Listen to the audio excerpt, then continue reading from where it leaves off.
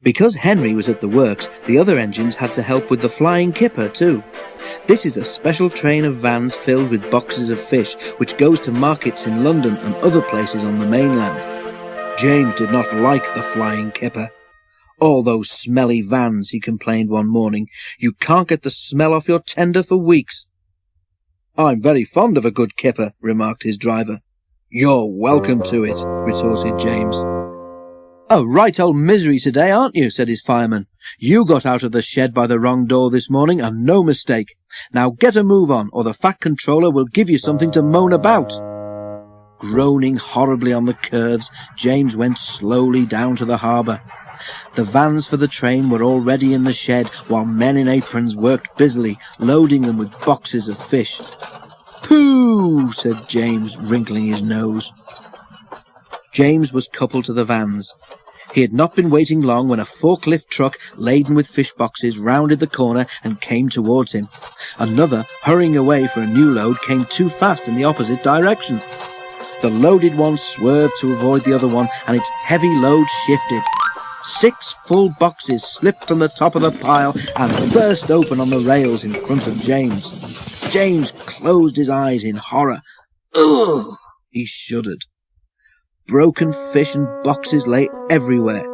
For once, James was right. The smell was not nice. Luckily, there was plenty of time for the men to clear up the mess before James had to leave.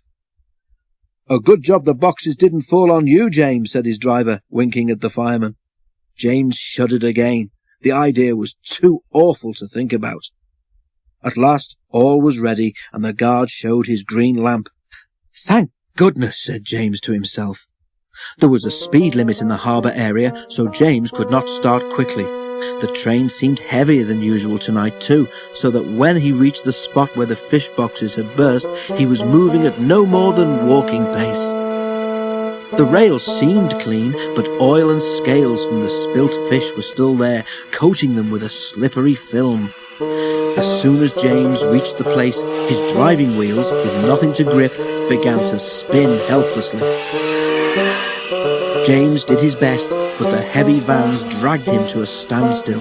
He found he could move neither forward nor back. "Fish!" exclaimed James in disgust. Men brought hoses and washed the rails.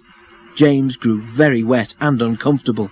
Then they put sand on the rails in front of each driving wheel, and James was at last able to move his train.